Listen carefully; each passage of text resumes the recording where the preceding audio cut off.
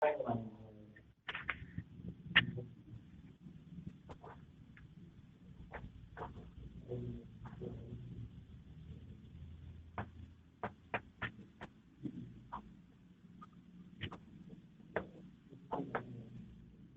Block element easy होता है, P block थोड़ा सा मुश्किल है, और 12 वाला पी ब्लॉक और डी एंड एफ ब्लॉक वो तो टफ कैटेगरी का है, उसमें क्वेश्चन बहुत हेवी भी बनता है एकदम, इसमें उतना नहीं।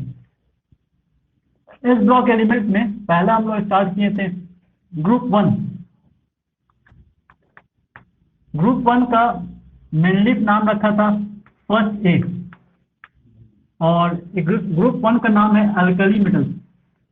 अल्कली मेटल्स क्यों कहते हैं इसको? क्योंकि ये वाटर सॉल्युबल बेस बनाते हैं, और वाटर सॉल्युबल बेस को अल्कली कहते हैं, इसीलिए अल्कली मेटल्स है। और इसमें एलिमेंट्स कौन कौन था तो हम लोग देखे थे, स्टार्ट तो हुआ था हाइड्रोजन से, लेकिन हाइड्रोजन एक नॉन मेटल है, इसीलिए इसको हम लोग स्किप कर दिए थे। उसके बाद स्टार्ट किए थे दूसरा element lithium, then sodium, potassium, rubidium, caesium and francium. और फ्रांसियम एक रेडियो एक्टिव एलिमेंट है, तो आपने हर ग्रुप का जो लास्ट मेंबर है वो अक्सर आपको ऐसे ही मिलेगा रेडियो एक्टिव, तो उसका स्टडी हम लोग नहीं करेंगे। और ये किस पीरियड का एलिमेंट है? फर्स्ट पीरियड का, ये सेकंड पीरियड का हो जाएगा। इस तरीके से पीरियोडिक टेबल में टोटल पीरियड नंबर कितना है? 7 तक है।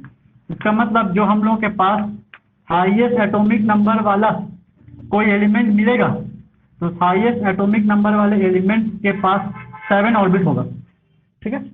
और एटॉमिक नंबर वो निकालना सीखे थे, इस पीरियड में कितना एलिमेंट है उसके हिसाब से इस पीरियड में कितना एलिमेंट होता है, एक शॉर्टकट नंबर बताए थे। फर्स्ट पीरियड में 2 एलिमेंट होता है, सेकंड पीरियड में 8 एलिमेंट, थर्ड में भी 8 एलिमेंट, फोर्थ में 18, फिफ्थ में 18, इसमें 32, इसमें भी।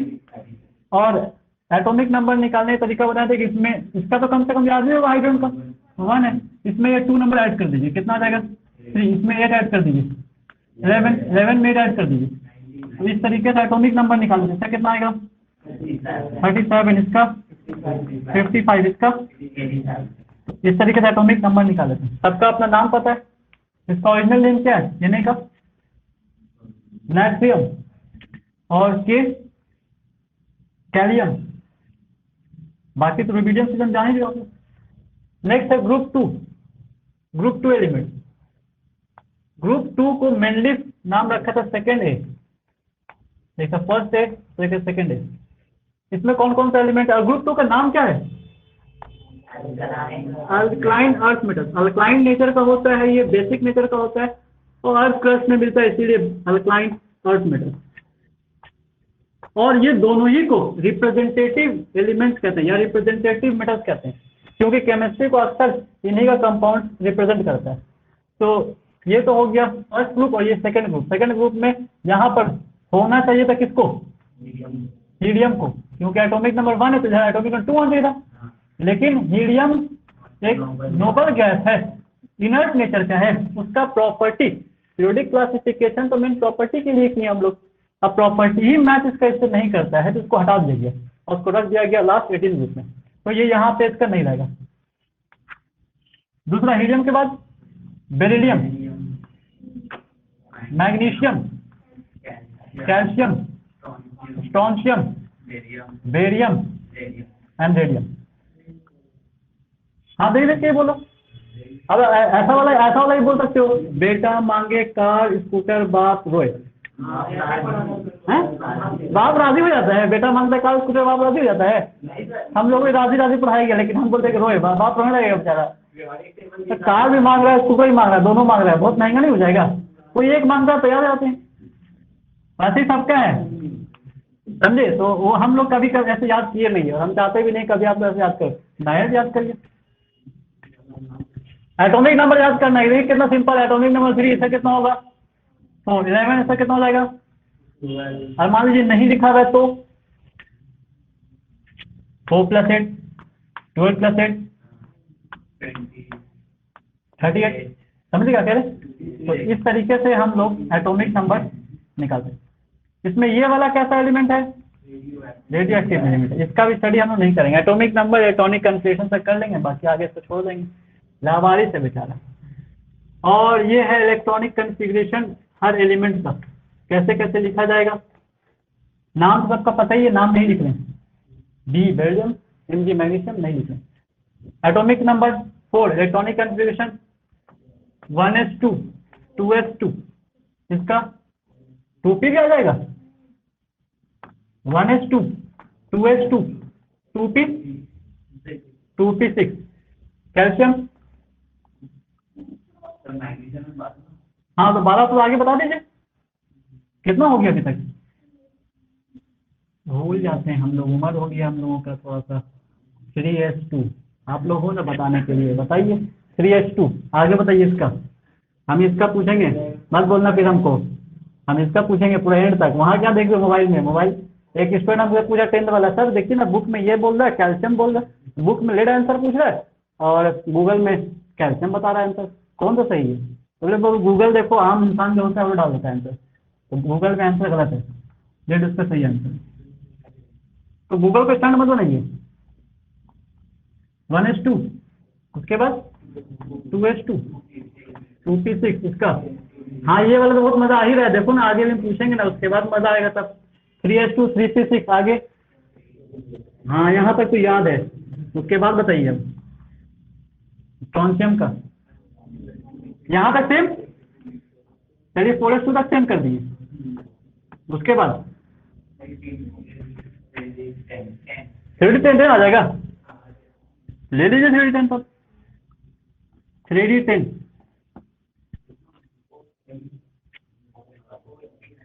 ये किस पीरियड का एलिमेंट है, स्ट्रोंशियम, हाँ 5th पीरियड का एलिमेंट है। तो स्ट्रोंशियम हो गया 4s2, उसके बाद 3d10, उसके बाद क्या आएगा, हाँ सही है 4p6, उसके बाद अब आ गया उसका नंबर, 5th पीरियड का एलिमेंट है 5s2। 4p कहाँ मिलेगा, 4th पीरियड का लास्ट नोबल गैस का मिलेगा 4p6, देन उसके बाद नेक्स्ट पीरियड में आ जाएंगे तो 5s2 आ जाएगा। और उसके बाद इस तरीके से सेम यहाँ जाएंगे तो 5s2 तक सेम जाएगा, 5s2 तक सेम। उसके बाद 5s के बाद आ जाएगा डी ब्लॉक का एलिमेंट, डी ब्लॉक का कौन सा डी आ जाएगा, 4d 4d10, 4d के बाद 4s भी आ जाएगा, अभी नहीं आएगा 4s। 4d के बाद आ जाएगा 5p 5p6, p का 6 एलिमेंट पार किए, 5p तो लास्ट है पीरियड टेबल में, अब 5p6 एकदम लास्ट है। जैसे p6 को खत्म, नेक्स्ट पीरियड में आ गया, नेक्स्ट पीरियड कौन सा मिलेगा, 6th पीरियड, तो 6th पीरियड में सबसे पहले पीरियड टेबल में कौन मिलेगा, s, क्या मिल जाएगा 6s 6s2। इलेक्ट्रॉन काउंट कर लीजिए, यहाँ से यहाँ तक देखिए 18 है, यहाँ भी 18 है, तो 10 हो गया, और यहाँ देख लीजिए 18 है, 38 हो गया। उस तरीके से इसका भी काउंट करिएगा ना तो सेम आ जाएगा 56। इसका बताइए लास्ट, यहाँ एकदम सेम जाएगा, कहाँ तक 6s2 तक, 6s2 तक सेम। उसके बाद 6s के बाद अब क्या आएगा, 6s कहने का मतलब कि 6th पीरियड हो गया ना, तो 6th पीरियड और 7th पीरियड में s ब्लॉक आ जाता है, तो s ब्लॉक का पहला f कौन सा आएगा, 4, तो 6s जैसे ही पार किए 4f आपको मिलेगा रास्ता में। 4f का कितना एलिमेंट पार करना पड़ेगा, 14 एलिमेंट पार करना पड़ेगा, और 4f के बाद चलेगा d, तो कौन सा d है, 4d है तो 5d, 5d का कितना एलिमेंट पार करना पड़ेगा, 10 एलिमेंट पार कर गया। उसके बाद फिर c का आ जाएगा, तो c का कौन सा, 6 का 6p 6p6, मतलब पीरियड टेबल पूरा एंड खत्म। अब 7th पीरियड में आ गए, 7th पीरियड में मिलेगा 7s1 7s, तो ये मिल जाएगा 7s2, तो उसका पोजीशन हम बता देंगे, ये 7s2 पर आएगा। इस तरीके से इलेक्ट्रॉनिक कॉन्फ़िगरेशन हम लोग लिखते हैं। दोनों में कुछ कुछ रूल्स था। इसका वैलेंस इलेक्ट्रॉन कितना आएगा, एस ब्लॉक का रूल होता है, एस ब्लॉक का रूल क्या है, valence electron is equal to group number. S block का रूल है वैलेंस इलेक्ट्रॉन होगा ग्रुप नंबर के बराबर, ठीक है, वैलेंसी होगा ग्रुप नंबर के बराबर, ऑक्सीडेशन नंबर होगा ग्रुप नंबर के बराबर, मतलब उस पर कितना चार्ज है। तो फर्स्ट वाले का वैलेंस प्लेट में कितना आना चाहिए, 1, सेकेंड वाले का वैलेंस प्लेट कितना आना चाहिए, 2। वैलेंसी कितना होना चाहिए? इसका 1। इसका वैलेंसी कितना होना चाहिए? ऑक्सीडेशन नंबर किसका कितना होना चाहिए? 1। इसका ऑक्सीडेशन नंबर कितना होना चाहिए? समझे? इतना चीज हम ऐसे बता सकते हैं ग्रुप। दूसरा चीज जनरल आउटर इलेक्ट्रॉनिक कॉन्फ़िगरेशन, इसका बता सकते हैं। इसके लास्ट में आता है 2s1 3s1 4s1। इसमें क्या आ रहा है?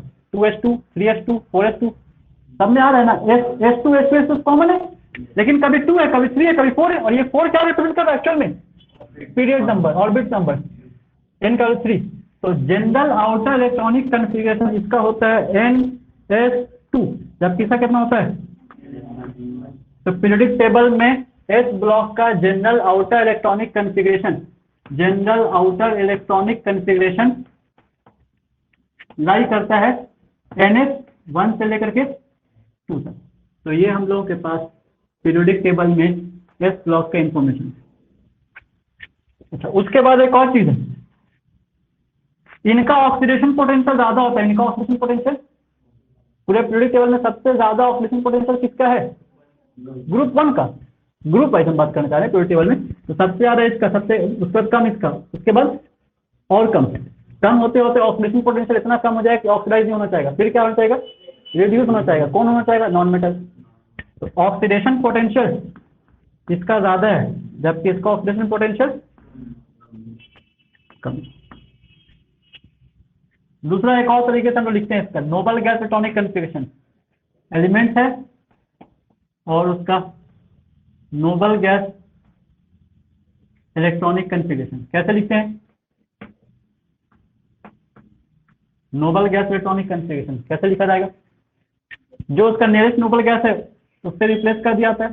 पहला एलिमेंट कौन है? बेरिलियम। दूसरा है magnesium, calcium, strontium, barium and then radium. Atomic number barium का 4, इसका 12, इसका 20, 38, 56, 88। ठीक।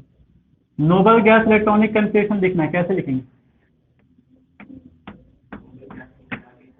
हाँ, नोबल गैस लिख इलेक्ट्रॉनिक कॉन्फ़िगरेशन। 4 एटॉमिक नंबर से कम एटॉमिक नंबर वाला नोबल गैस कौन है?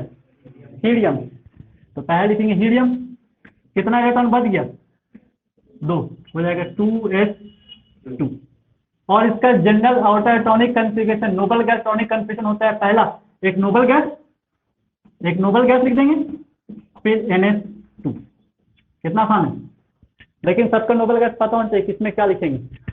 मैग्नीशियम एटॉमिक नंबर 12 से जस्ट पहले वाला नोबल गैस नियॉन, तो नियॉन लिख देंगे। और मैग्नीशियम किस पीरियड का एलिमेंट है? 3rd पीरियड का, तो लिखेंगे 3s2। कैल्शियम के लिए आर्गन लिखेंगे और हो जाएगा 4s2। इस तरीके से आर्गन प्लस क्रिप्टॉन का 5s2। बहुत एनर्जी आज आया है उसके पास। जेनन 6s2। लास्ट एडॉन का नहीं बोल सकते हो, हमको तो अच्छा लगता है। ठीक है, ये noble gas electronic configuration. Beryllium एक चीज और बताते हैं, जैसे मेटल है तो मेटल तो इलेक्ट्रॉन लॉस करता है, और मेटल जब इलेक्ट्रॉन लॉस करेगा तो लॉस पहले किस तरीके से करता है? पहले एक इलेक्ट्रॉन लॉस करेगा, तो बनाएगा M+, और M+ से फिर एक इलेक्ट्रॉन लॉस करेगा तो M2+। अगर मेटल एक इलेक्ट्रॉन लॉस करेगा तो नोबल गैस उसका इलेक्ट्रॉनिक कॉन्फ़िगरेशन क्या है? X NS2 ये है। एक इलेक्ट्रॉन लॉस करेगा तो बनाएगा नोबल गैस NS1। जैसे मान लीजिए मैग्नीशियम है, तो मैग्नीशियम का क्या लिखा जाएगा? नियॉन 3s2 था। एक इलेक्ट्रॉन लॉस करने बनेगा Mg+, बनेगा नियॉन 3s1। और एक और इलेक्ट्रॉन लॉस कर दे तब क्या लिखेंगे? पूरा नियॉन के बराबर इलेक्ट्रॉनिक कॉन्फ़िगरेशन रहेगा, 3s2 का 2 इलेक्ट्रॉन खत्म, तो इसका इलेक्ट्रॉनिक कॉन्फ़िगरेशन नियॉन के बराबर हो जाएगा, मीन्स किसी नोबल गैस के बराबर हो जाएगा। तो ये ज्यादा स्टेबल है, इसीलिए ये एलिमेंट एक इलेक्ट्रॉन लॉस करेगा, उसके बाद एक और लॉस करेगा और इस फॉर्म में होना चाहेगा। इसमें जितना भी एलिमेंट है सब का सब डाई वैलेंट आयन में आ जाएगा, समझे।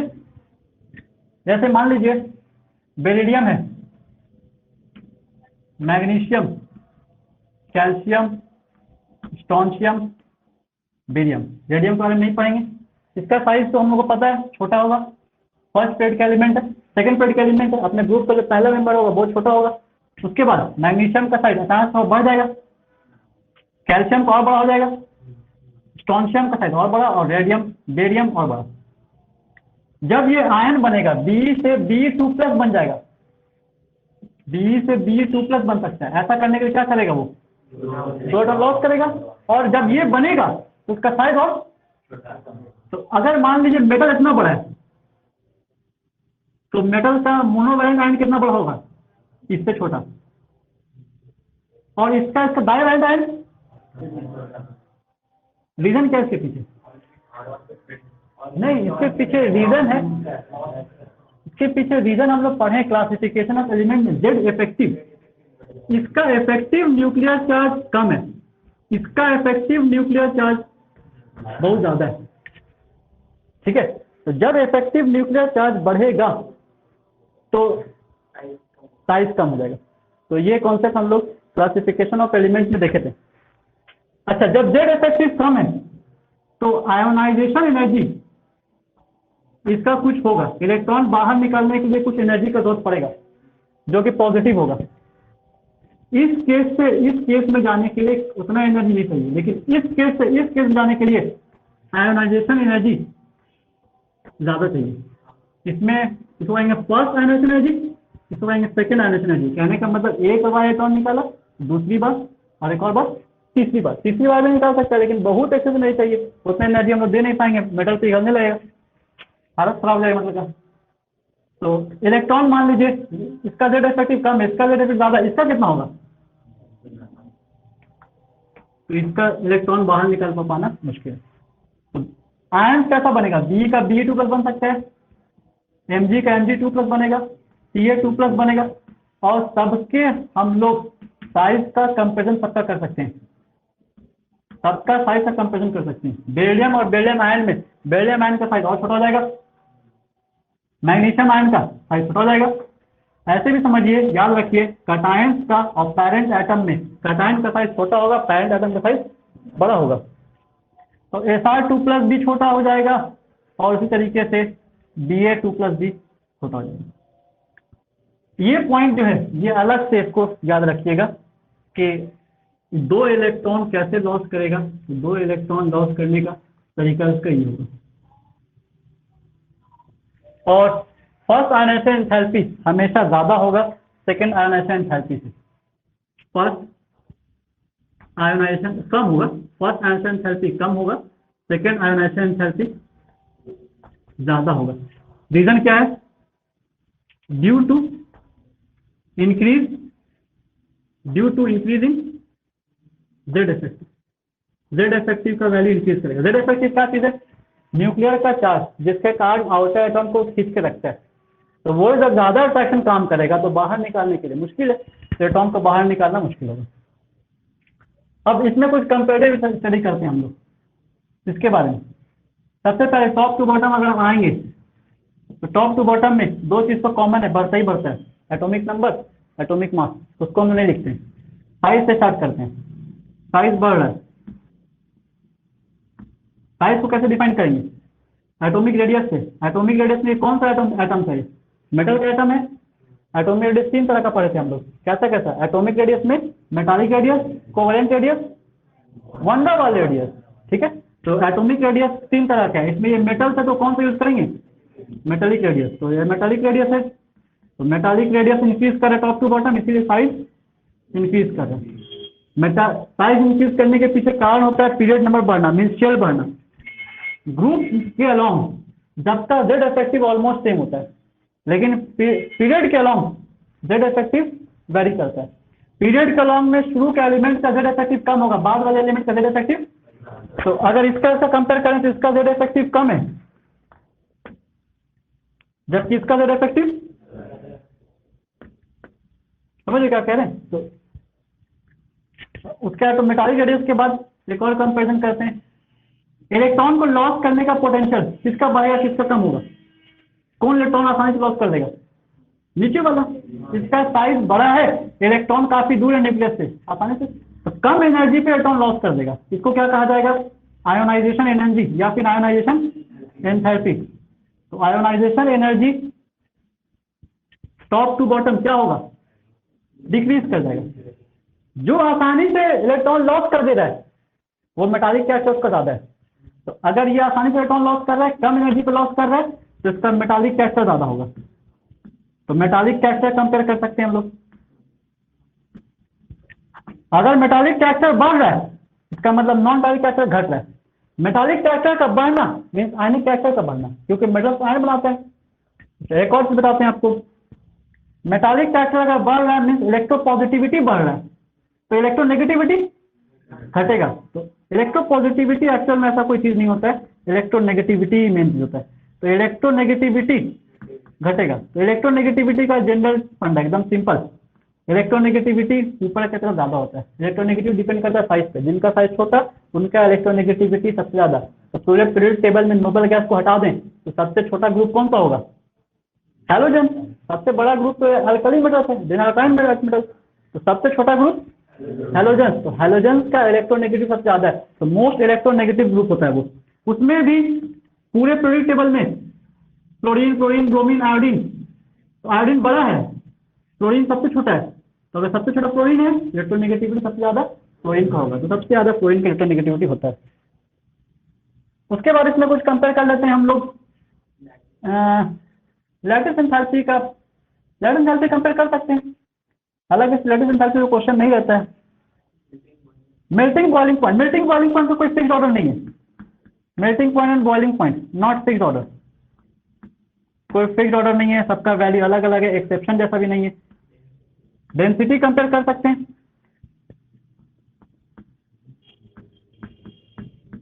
डेंसिटी का क्या होना चाहिए? लास्ट क्लास पढ़े थे हम लोग, टॉप टू बॉटम आएंगे। डेंसिटी क्या होता है? डेंसिटी इंक्रीज करता है। तो अगर डेंसिटी इंक्रीज कर रहा है तो फिर ऑर्डर कैसा होना चाहिए? सबसे डेंसिटी इंक्रीज कर रहा है,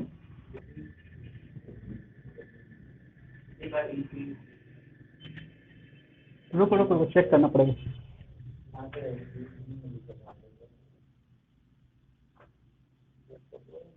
डेंसिटी इंक्रीज ही करना चाहिए, लेकिन हम पर हम कंफर्म करना चाह रहे हैं। कुछ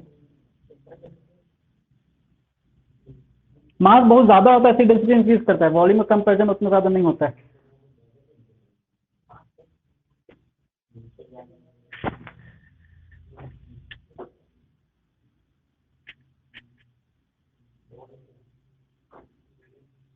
अल्काइन अर्थ मेटल देख रहे हैं ना?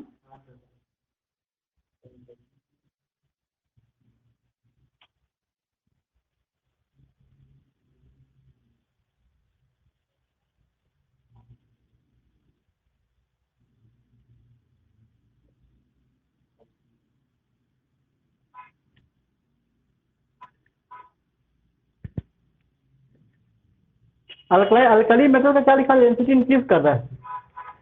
अल्कली मेटल का क्या लिखा है? डेंसिटी इंक्रीज कर रहा है, इंक्रीज ही होगा। ठीक है। साइज का कंपेरिजन में मास का वैल्यू बहुत ज्यादा होता है और वॉल्यूम का रेशियो इतना होता नहीं। डेंसिटी एक्चुअल में कौन सा डेंसिटी है? मास, चार्ज डेंसिटी नहीं है, mass density, mass by volume. तो मास का इफेक्ट ज्यादा होता है, इसी कारण डेंसिटी बढ़ता है। इसमें एक एक्सेप्शन है, एक्सेप्शन भी इसका लिख लीजिए। अगर हम जनरल ट्रेंड पहुंचे तो कैसा होना चाहिए डेंसिटी का? जनरल ट्रेंड डेंसिटी का होना चाहिए सबसे कम डेंसिटी किसका? बेरिलियम का, then magnesium, calcium, strontium and barium. लेकिन ये ट्रेंड नहीं होता है, ये ट्रेंड गलत है, एक्सेप्शन है इसको। यहाँ को यहाँ कर दो, यहाँ के यहाँ कर दो। तो कैल्शियम का डेंसिटी सबसे कम, देन उसके बाद मैग्नीशियम, बेरिलियम, स्ट्रोंशियम, बेरियम। ठीक है, ये डेंसिटी एक पॉइंट हो गया। Oxidation potential, oxidation potential, oxidation potential increase करेगा, oxidation potential top to bottom increase करेगा। और ऑक्सीडेशन पोटेंशियल अगर इंक्रीज कर तो रिएक्टिविटी भी इंक्रीज करेगा, रिएक्टिविटी भी इंक्रीज करेगा। आसानी से इलेक्ट्रॉन लॉस कर देगा, तुरंत रिएक्ट कर जाएगा, तो रिएक्टिविटी भी इंक्रीज करेगा। तो ऑक्सीडेशन पोटेंशियल के हिसाब से हम लोग रिएक्टिविटी बता सकते हैं, रिएक्टिविटी इंक्रीज करेगा। हाईएस्ट ऑक्सीडेशन पोटेंशियल किसका होगा इस ग्रुप में? बेरियम का। अगर बेरियम का हाईएस्ट ऑक्सीडेशन पोटेंशियल है तो बहुत आसानी से वो लॉस कर देगा इलेक्ट्रॉन। तो जितना आसानी से लॉस करेगा उतना आसानी से ऑक्सीडाइज होगा, जितना जल्दी ऑक्सीडाइज होगा दूसरे को उतना जल्दी रिड्यूस कर देगा। इसका मतलब ये बहुत अच्छा रिड्यूसिंग एजेंट है। रिड्यूसिंग पावर इसके पास ज्यादा है, इसके पास। तो अगर हम रिड्यूसिंग स्ट्रेंथ कंपेयर करें, रिड्यूसिंग स्ट्रेंथ, तो रिड्यूसिंग पावर किसके पास ज्यादा होना चाहिए? बेरियम के पास। जल्दी ऑक्साइड होगा, दूसरे को जल्दी रिड्यूस कर देगा, मीन्स रिड्यूसिंग पावर इंक्रीज कर रहा है top to bottom. Melting point boiling point में कोई फिक्स्ड ऑर्डर नहीं है, लेकिन मेल्टिंग पॉइंट बॉइलिंग पॉइंट याद रखिए इसका हाईएस्ट होता है,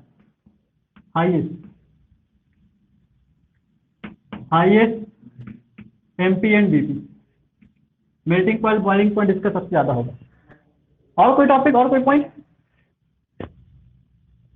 साइज देखनी है, metallic electronegativity, basic character. Metals है तो बेसिक कैरेक्टर होगा, तो बेसिक कैरेक्टर इंक्रीज करता है टॉप टू बॉटम।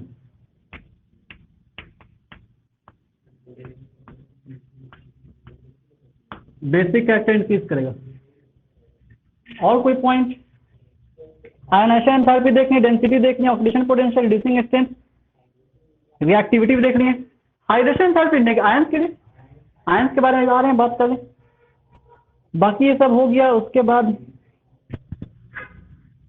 इसमें और नहीं है कुछ, इसमें बात करते हैं। अगर इसमें हम बात करें तो एटम्स में आयन है, तो इसके लिए एटॉमिक रेडियस यूज नहीं करेंगे, आयनिक रेडियस करेंगे। यह एटॉमिक रेडियस का टाइप है। तो आयनिक रेडियस, तो आयनिक रेडियस को देख के समझ में आ रहा है बढ़ रहा है, तो आयनिक रेडियस इंक्रीज कर रहा है। अगर आयनिक रेडियस इंक्रीज कर रहा है तो हाइड्रेशन ज्यादा होगा, इसमें चार्ज डेंसिटी उसका ज्यादा हो जाएगा, और चार्ज डेंसिटी इसका ज्यादा होगा तो हाइड्रेशन इसमें ज्यादा। तो हाइड्रेशन जो प्रोसेस है, ज्यादा वाटर मॉलिक्यूल सराउंड किसको करेगा? छोटे वाले को। हाइड्रेशन डिक्रीज करेगा, इसमें कम हाइड्रेशन होगा। अगर इसमें हाइड्रेशन कम हो रहा है तो रिलीज होने वाला एनर्जी हाइड्रेशन एनर्जी है, मीन हाइड्रेशन एंथैल्पी। तो हाइड्रेशन एंथैल्पी डिक्रीज कर जाती है। जिसमें कम हाइड्रेशन होगा उसमें कम एनर्जी रिलीज होगा, ज्यादा हाइड्रेशन होगा ज्यादा एनर्जी रिलीज होगा। हाइड्रेशन कम हो रहा है, कम एनर्जी रिलीज होगा। हाइड्रेशन एंथैल्पी इसका कम होगा, इसका हाइड्रेशन एंथैल्पी ज्यादा होगा। इसमें ज्यादा हाइड्रेशन होने के कारण इसका रेडियस बढ़ जाएगा, उसको कहेंगे हाइड्रेटेड रेडियस। हाइड्रेटेड रेडियस सबसे ज्यादा होगा किसका? छोटे वाले का।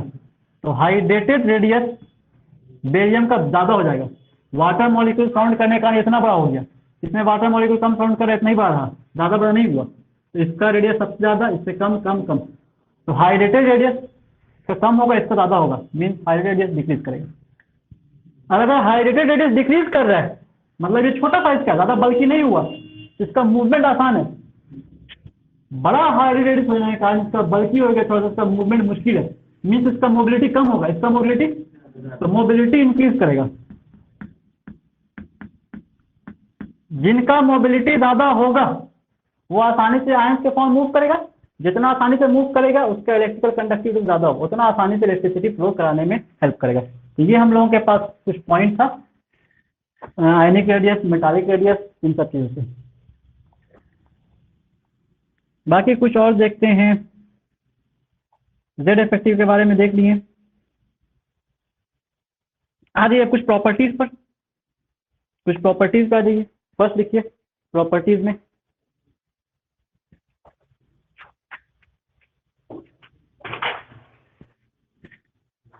प्रॉपर्टीज में दे दो उसका, पूरा बेचारे का गिर गया, पूरा पेंसिल बॉक्स ही गिर गया।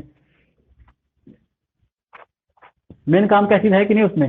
पैसा भी है कुछ रखा हुआ पूरा एकदम। आवाज कर रहा है, आवाज करने वाला पैसा ज्यादा है कि बिना आवाज वाला पैसा ज्यादा है? काम का चीज होता है, लेकिन अगर आपको हम एक्चुअल बताएं ना बात, तो आवाज करने वाला पैसा ज्यादा है और बिना आवाज वाला पैसा कम है। मतलब समझ लो क्या कहना चाह रहे हैं?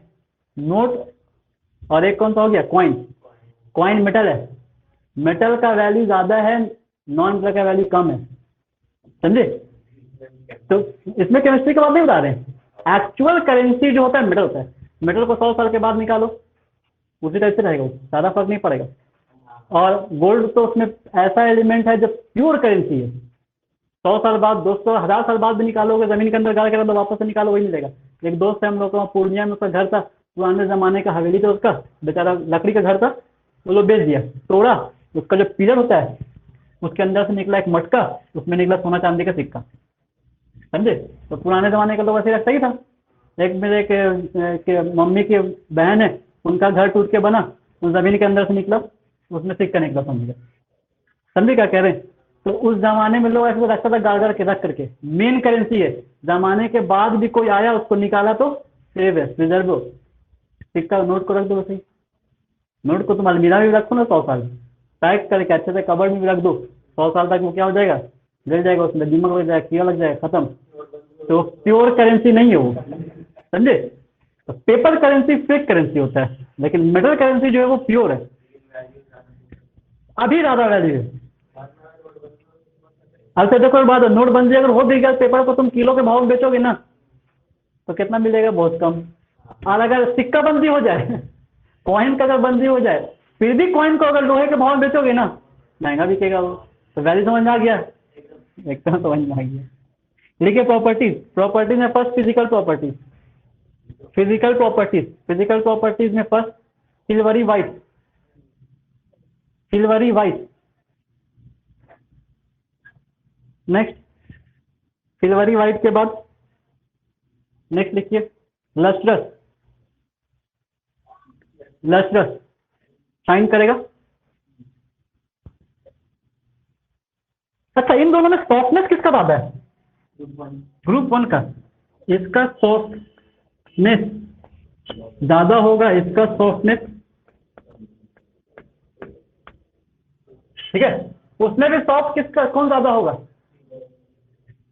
ऊपर से नीचे सॉफ्टनेस बढ़ जाता है। अच्छा एक और चीज में आइए, लस्ट्रस के बाद soft but harder than alkali metal, soft but harder than alkali metal. ये दो ग्रुप जो ऐसा है जो सॉफ्ट है लेकिन फिर भी इतना सॉफ्ट नहीं है इसमें मेटल कि जैसे उसको काट सकते हैं छुरी से, उस तरह से वैसा नहीं कर सकते हैं। Soft but harder than alkali metal. Next beryllium and magnesium appear greyish, beryllium and magnesium appear greyish, थोड़ा ग्रेइश टाइप का कलर है, सिल्वरी टाइप का, मतलब सिल्वर नहीं, ग्रे थोड़ा सा अलग ही कलर होता है। Next melting and boiling point higher than alkali metals, melting point and boiling point are higher than alkali metals. इसको यहाँ पे भी नोट मार सकते हैं हम, एमपी एंड बीपी हाइयर होगा, melting point and boiling point higher than alkali metals. Strong electropositive in nature, electropositivity किसका ज्यादा होगा, ग्रुप 1 का, ग्रुप 2 का, पॉजिटिव नेचर का कौन ज्यादा इलेक्ट्रोपॉजिटिव होगा, ये वाला, फर्स्ट वाला ज्यादा इलेक्ट्रोपॉजिटिव होगा, ठीक है। प्योर मेटालिक कैरेक्टरिस्टिक के पास सबसे ज्यादा, तो high strongly electropositive in nature but less than alkali metals, but less than alkali metals.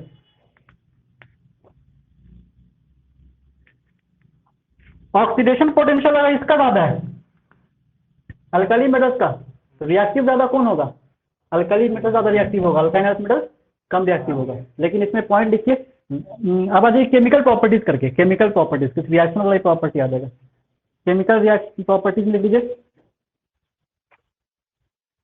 Reactive metals but less than alkali metals, reactive metals but less than alkali metals.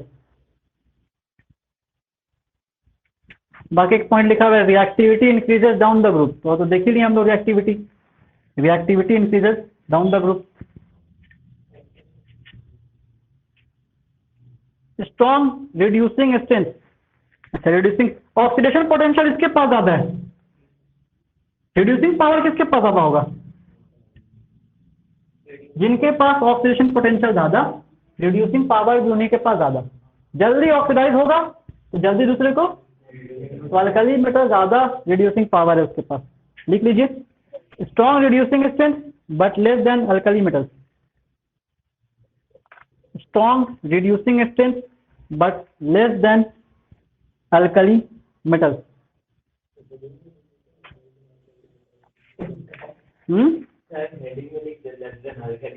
सब कुछ Z effective, Z effective क्या है? नहीं ना उसको अलग exception. Ionisation enthalpy 2 आ गया नहीं, अब तो प्रॉब्लम नहीं बढ़ते आएगा, फिर बोलोगे तो फिर और निकालेंगे हम, तो छोड़ दो इसको। इतना सिस्टमेटिक हम टॉपिक बना के पढ़ा रहे कि हम आप याद रखना चाहोगे, आसानी से याद हो जाएगा। मुश्किल होगा ये वाला जो भी लिखवाने वाले केमिकल प्रॉपर्टीज। सब केमिकल प्रॉपर्टीज में एक और लिखिए रिएक्शन करके, reaction with air. Chemical properties में अब यहां से लिखना स्टार्ट करिए, मेन रिएक्शन वाला केमिकल, वो भी केमिकल प्रॉपर्टी नहीं था जो हम लोग रिएक्टिविटी सब कंपेयर किए, लेकिन ये मेन केमिकल रिएक्शन वाला है। उसमें पहला लिखिए रिएक्शन का, रिएक्शन विथ एयर। एयर के साथ अगर लिखते जाओ साथ तो हम रिएक्शन लिखवा देंगे। रिएक्शन विथ एयर, अगर मेटल एयर से रिएक्ट कर रहा है तो वो बनाएगा metal oxide plus metal nitride, जिसका फॉर्मूला होगा M3N2, जिसमें मेटल बेरिलियम एंड मैग्नीशियम नहीं होगा। M का वैल्यू बेरिलियम एंड मैग्नीशियम नहीं होगा, बाकी सब होगा। और एक और नहीं होगा, रेडियोएक्टिव तो छोड़ दीजिए, ठीक है। रीजन क्या है इसके पीछे? तो बेरिलियम और मैग्नीशियम एयर से रिएक्ट नहीं करता है, क्योंकि पहले से वो ऑक्सीजन का एक थिन लेयर बनाया था अपने सरफेस पर, और उसको रिएक्ट करवाने के लिए क्या करना पड़ता है? पहले से उसको रब करना पड़ता है। और है ना हम लोग क्लास 10 का रिएक्शन, बस यही प्रॉब्लम। दूसरे में आइए, दूसरा एक और प्रॉपर्टी देख लेते हैं, reaction with water. Reaction with water,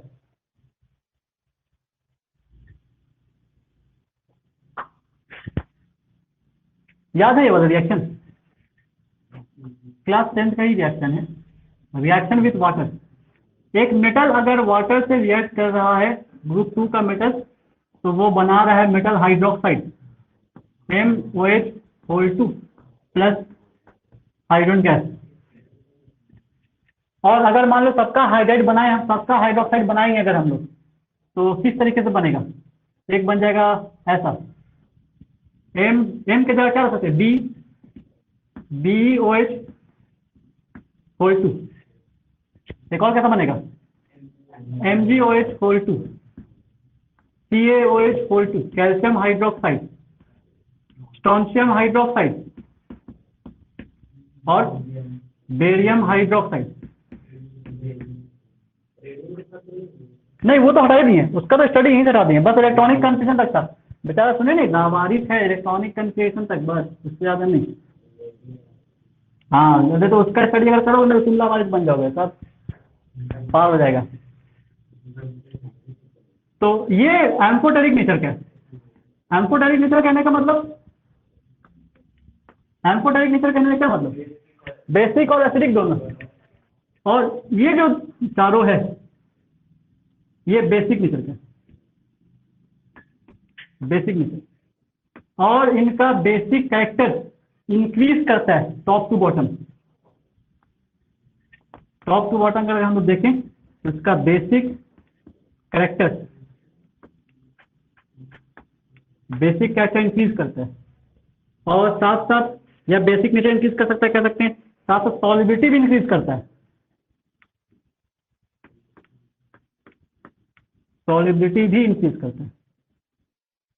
OH एक छोटा आयन है, तो जब अल्कली मेटल्स के साथ छोटा साइज का आयन अगर जुड़ा हुआ होगा तो सॉल्युबिलिटी को कंपेयर करने के लिए बस साइज देख लिया है, जिसका साइज बड़ा है उसका सॉल्युबिलिटी ज्यादा है, याद रहेगा ये पॉइंट। लेकिन अगर बड़ा आयन आ जाएगा यहाँ पर तो फिर अपोजिट पे मिलेगा। अभी OH छोटा आयन है, वो भी छोटा आइटम है, H भी छोटा आइटम है, तो दोनों का आयन भी छोटा है।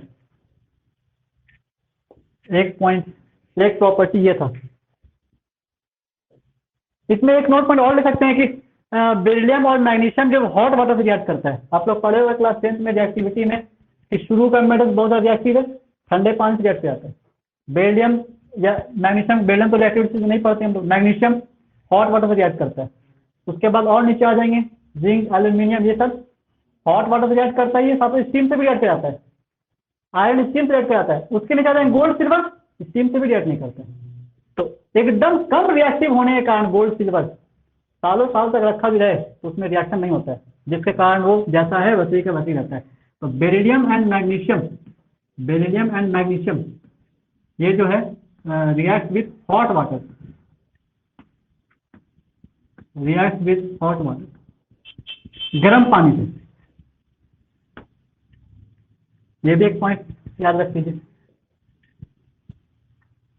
एक इसमें ये पॉइंट था। तीसरा थर्ड प्रॉपर्टी, थर्ड प्रॉपर्टी में किसको लिख लें, थर्ड प्रॉपर्टी में एक लिख लेते हैं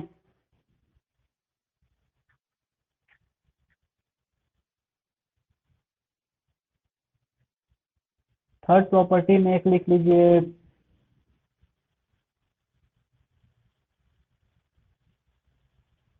reaction with halogen, reaction with halogen.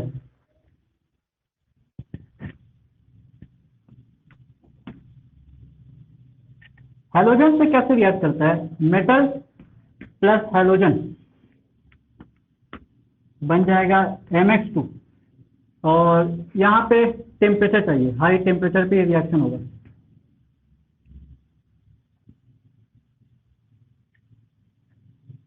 जिसमें अगर हम बात करें बेरिलियम का हैलाइड बनाने का, तो बेरिलियम का हैलाइड इस मेथड से नहीं बन पाता है। बेरिलियम का हैलाइड बनाने के लिए ये काम करना पड़ता है। बाकी सबका हैलाइड बन जाएगा BeNH4 ये एक कॉम्प्लेक्स कंपाउंड है। ऐसा कॉम्प्लेक्स कंपाउंड हम लोग क्लास 12 में पढ़ते हैं। इसको डिकम्पोज करा जाता है, डिकम्पोज कराने से बेरिलियम का फ्लोराइड बनता है और साथ में अमोनियम फ्लोराइड बनता है। तो बेरिलियम का हैलाइड बनाने का तरीका ये नहीं है, डायरेक्ट रिएक्शन करवाएंगे नहीं बनेगा। याद रहेगा, जो पॉइंट एक्स्ट्रा लिखने वो क्वेश्चन होता है। और बेरिलियम का क्लोराइड बनाने का तरीका है, मेन ये दो चीज बनाता है वो, beryllium oxide plus carbon plus chlorine से रिएक्शन करवाते हैं, तब जाके बनता है BeCl2 plus carbon monoxide gas. तो बेरिलियम का हैलाइड इस तरीके से बनते हैं। और अगर बेरिलियम का हैलाइड और मैग्नीशियम का हैलाइड, कैल्शियम का हैलाइड, सबके हैलाइड पे कंपैरेटिव स्टडी हम लोग करें तो BeX2 MgX2 तरीके से CaX2 स्ट्रोंशियम हैलाइड और बेरियम हैलाइड। इसमें ये जो है कोवैलेंट कैरेक्टर है, कोवैलेंट कैरेक्टर।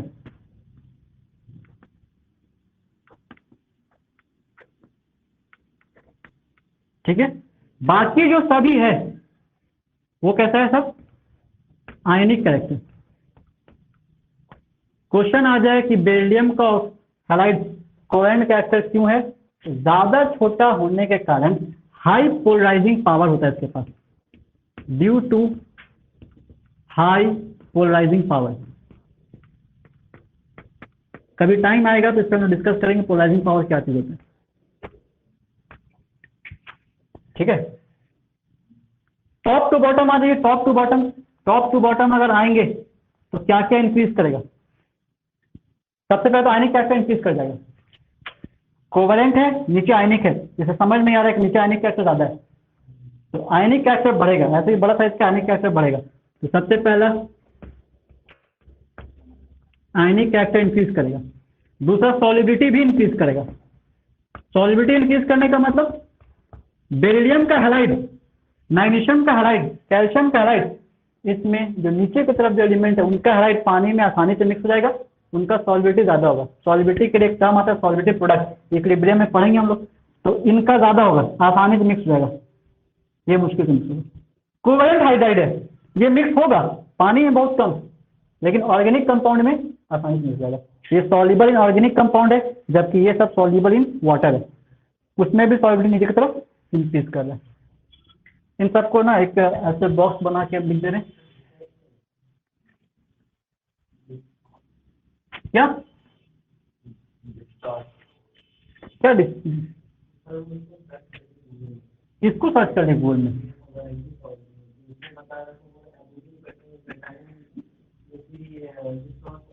हाँ डिस्टॉर्ट कर दो, उसका शेप चेंज कर देता है, इस तरीके से खींच लेता है। ये तुम बताएं कि टाइम आएगा तो कहीं पे डिस्कस करेंगे, तुम्हारे लिए अभी टाइम चाहिए तुमको। इलेक्ट्रॉन का ऐसा हो जाता है, इलेक्ट्रॉन को नहीं तो खींच लेता है, ठीक है, शेप चेंज जाता है, जो हम लोग वंडरवाल फोर्स में भी थोड़ा सा यूज किए थे। एक प्रॉपर्टी और टाइम बताइए कितना हो रहा है पहले।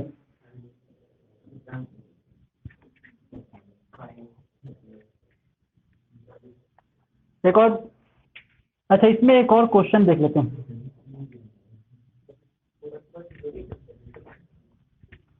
एक और इसमें क्वेश्चन देख लेते हैं पहले। बेरिलियम का हैलाइड जो है ना, वो डाइमर बनाता है। डाइमर कहने का क्या मतलब होगा? Dimer, DIMER। दो मॉलिक्यूल आपस में कंबाइन करते हैं तो कहते हैं डाइमर। तो दोनों जुड़ के रहेगा, रिएक्शन नहीं होगा दोनों के बीच में, दोनों मिलकर एक यूनिट बना देगा, क्या कहलाएगा? डाइमर। 3 यूनिट मिलकर बनाए तो ट्राइमर, बहुत सारे मिलकर बनाए तो पॉलीमर। मल्टीमर नहीं, पॉलीमर। वो क्या मल्टीनेशनल मॉल, वो सब वो नहीं, पॉलीमर बनाएगा। जैसे बेरिलियम का हैलाइड बनाता है BeCl2, ये बनाता है डाइमर। डाइमर किस तरीके से बनाता है समझिए। बेरिलियम है, इसका ये क्लोरीन है और ये क्लोरीन है, यही ना स्ट्रक्चर होता है इसका, लीनियर। पढ़े हम लोग, हाइब्रिडेशन क्या होता है इसका? sp। तो एक बेरिलियम है, ये दूसरा बेरिलियम है, ठीक है। क्लोरीन के पास क्या होगा? Lone pair. और बेरिलियम, बेरिलियम का हाइब्रिडेशन कैसा है? sp, मतलब 2p तो बचा हुआ है, तो 2p जो बचा हुआ है वो वैकेंट है। समझ लो क्या कह रहे हैं। और वैकेंट ऑर्बिटल क्या करना चाहता है? इलेक्ट्रॉन पेयर एक्सेप्ट करना चाहता है, तो ये इसको इलेक्ट्रॉन पेयर डोनेट कर देता है और ये इसको डोनेट करता है, दोनों के बीच एक तरह का बॉन्ड बन जाता है। अब ये जो बॉन्ड बना वो दो मॉलिक्यूल के बीच बना, ये क्या कहलाएगा? डाइमर। BeCl2 का 2 यूनिट आपस में अगर कंबाइन कर गया तो क्या कहेंगे? Dimer of BeCl2। और स्ट्रक्चर ऐसे दिखाते हैं हम लोग, Cl यहाँ, Cl यहाँ, ठीक है। और जब डाइमर बनाता है तो डाइमर उसका गैसियस स्टेज में होता है, dimer of BeCl2, dimer of BeCl2, इसका स्टेट होता है गैस। अगर मान लो बहुत सा, एक मॉलिक्यूल दिखता है क्या? एक मॉलिक्यूल साइज में बहुत छोटा है, विजिबल नहीं होगा। बहुत सा मॉलिक्यूल जब कंबाइन कर जाए दिखने लगेगा ना, तो जब पॉलीमर बनता है वो दिखने लगेगा, और दिखेगा तो उसका स्टेट क्या होगा? सॉलिड। जैसे ये बहुत सा इसका कैल्शियम है, बहुत सा कार्बन एटम है, सब एक जगह जमा हो गया, अब विजिबल है ये। तो BeCl2 जब यही चीज एक बार ना बनाया, एक मॉलिक्यूल से हुआ, एक और मॉलिक्यूल यहाँ पर रहेगा तो इसको डोनेट कर देगा, ऐसा करके एक लंबा चेन बन जाएगा। जब ऐसा बनेगा तो उसको कहा जाएगा पॉलीमर। और इसका पॉलीमर आपको विजिबल होने लगेगा, दिखने लगेगा। पॉलीमर कहने का मतलब हो जाएगा बहुत सा यूनिट में इसी तरह का बॉन्डिंग कंटिन्यूअस हो जाएगा। ये इसको डोनेट कर देगा, ये इसको कर देगा, ये इसको कर देगा, सब आपस में कंबाइन। और भी है चेन, और भी कंटिन्यूअस जाएगा। तो ये जो चीज बना इसको क्या कहेंगे? पॉलीमर। तो ये कहलाएगा पॉलीमर ऑफ BeCl2। और BeCl2 का जो पॉलीमर बनेगा वो बहुत बड़ा मॉलिक्यूल होगा, विजिबल होने लगेगा, इसके कारण जो इनका स्टेट होगा सॉलिड। तो एक क्वेश्चन यहाँ भी है कि डाइमर ऑफ BeCl2 का स्टेट कब गैस होता है या गैसेस स्टेट में? क्वेश्चन ऐसे जाता है मैन, गैसेस स्टेट में BeCl2 कैसे एग्जिस्ट करता है? तो गैसेस स्टेट में BeCl2 डाइमर के फॉर्म में एग्जिस्ट करता है, और सॉलिड स्टेट में कैसे एग्जिस्ट करता है? पॉलीमर के फॉर्म में एग्जिस्ट करता है। लास्ट प्रॉपर्टी, इसमें एक और पॉइंट लिख लीजिए।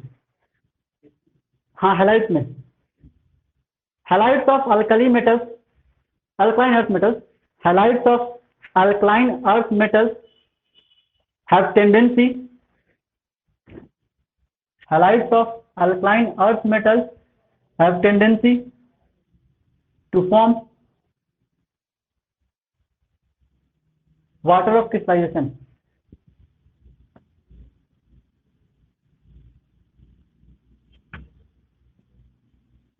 Yeah, a tendency to get hydrated acids to form water of crystallization.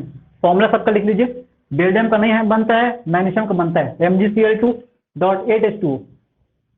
MgCl2.8H2O. Water of crystallization इसमें कितना है? 8H2O. कैल्शियम का लिखिए CaCl2.6H2O. CaCl2.6H2O. नेक्स्ट कैल्शियम का कौन आ जाएगा? Strontium SrCl2 6H2O. SrCl2 6H2O. कुछ कॉमन कंपाउंड है इसी इनका लिखवा दें.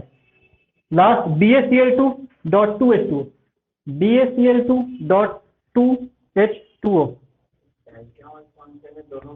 सेम है, सेम टाइप से बनाता है. Last property reaction with hydrogen और and. Last property reaction with hydrogen. Reaction with hydrogen कैसे लिख लीजिए इसका? अब ऐसा तो प्रॉपर्टी देखिए तो बहुत है, हम सिलेबस से चल रहे हैं. अगर ऐसा प्रॉपर्टी हम लोग देखें तो कई नॉन बेस से रिएक्ट करता है, ये कई मेटल कार्बोनेट से रिएक्ट करता है, कई तरह के एसिड से रिएक्ट करेगा, बेस से भी रिएक्ट करता है. तो एक हम लिखवा रहे हैं रिएक्शन विथ हाइड्रोजन. उसमें लिख लीजिए मेटल प्लस हाइड्रोजन. कैसे लिखिएगा? M+H2. जैसे ये लिखियो ना, जगह नहीं हम लिखवा रहे हैं, वर्बल बोलकर लिखवा रहे हैं, डिक्टेट कर दे रहे हैं. M+H2 MH2. M+H2 MH2. नाम क्या होगा MH2 का? नीचे में नाम लिख के मेटल हाइड्राइड. किस टाइप का हाइड्राइड है ये? तो हाइड्राइड हम लोग हाइड्रोजन चैप्टर में पढ़े थे. 3 तरह का हाइड्राइड होता है. कौन कौन सा? एस ब्लॉक के हाइड्राइड का क्या नाम था? सॉल्ट लाइट या सलाइन हाइड्राइड. पी ब्लॉक वाले का covalent hydride. D and F block वाले का हाइड्राइड इंटरस्टिशियल हाइड्राइड, जिसको नॉन स्टोइकियोमेट्रिक हाइड्राइड कहते हैं. और एफ ब्लॉक वाले से अगर कोई हाइड्रोजन कंबाइन करके हाइड्राइड बनाता है तो उसको स्टोइकियोमेट्रिक हाइड्राइड कहते हैं, या फिर सलाइन हाइड्राइड या फिर सॉल्ट लाइट हाइड्राइड. तो फॉर्मूला क्या लिखिए? MH2. उसके नीचे लिख लीजिए सॉल्ट लाइट या सलाइन या फिर स्टोइकियोमेट्रिक हाइड्राइड. अल्कलाइन में भी अल्कली में भी, दोनों. ठीक है. नेक्स्ट उसमें फॉर्मूला लिख लीजिए सबका.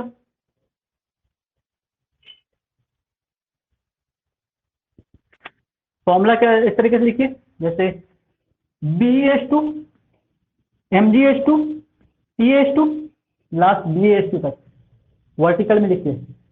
BeH2 MgH2 CaH2 SrH2 and BaH2. Magnesium और बेरिलियम वाले को इस तरीके से मैग्नीशियम और बेरिलियम को हाईलाइट करिए, दोनों को मिला करके लिखिए कोवेलेंट हाइड्राइड. ठीक है, कोवेलेंट नेचर उनके पास है. और जो बाकी का 3 बचेगा कैल्शियम स्ट्रोंशियम और बेरियम वाला, उसमें लिखिए आयनिक हाइड्राइड. कोवेलेंट हाइड्राइड BH2 और MgH2 ये कैसा बनाएगा? Covalent hydride. उसके बाद कौन सा बचा? मैग्नीशियम, कैल्शियम का, स्ट्रोंशियम का, बेरियम का, रेडियम का. बेरियम बोला नहीं, तो उसको लिखिए आयनिक हाइड्राइड. ठीक है. डाउनवर्ड एरो देके लिखिए. डाउनवर्ड एरो दे करके क्या क्या इंक्रीज करेगा? आयनिक क्या क्या इंक्रीज करेगा? आयनिक कैरेक्टर इंक्रीज कर जाएगा. थर्मल स्टेबिलिटी इंक्रीज कर जाएगा. थर्मल स्टेबिलिटी इंक्रीज कर जाएगा. हाँ, आयनिक कैरेक्टर. BH2 आयनिक बॉन्ड बनेगा, लेकिन बेरिलियम H2 बेरिलियम हाइड्राइड और मैग्नीशियम हाइड्राइड के पास कोवेलेंट कैरेक्टर ज्यादा होगा. और नीचे की तरफ आयनिक कैरेक्टर बढ़ेगा, थर्मल स्टेबिलिटी भी बढ़ेगा, सॉल्विटी भी बढ़ेगा. अच्छा, उसके साथ एक और पॉइंट लिख दीजिए कि बेरिलियम का हाइड्राइड ऐसे नहीं बनेगा. बेरिलियम का हाइड्राइड बनाने का फॉर्मूला बता रहे हैं. लिखिए BeCl2 प्लस LiAlH4. सबका हाइड्राइड कैसे बन रहा है? M+H2 MH2. Magnesium plus H2 magnesium hydride. Calcium plus H2 calcium hydride. लेकिन B+H2 बेरिलियम हाइड्राइड ऐसा नहीं बनेगा। बेरिलियम का हाइड्राइड बनाने का तरीका क्या होगा, BCl2 plus LiAlH4 lithium aluminium hydride. ठीक है, प्रोडक्ट में लिखिए BH2 LiCl plus AlCl3 BH2 plus LiCl plus AlCl3।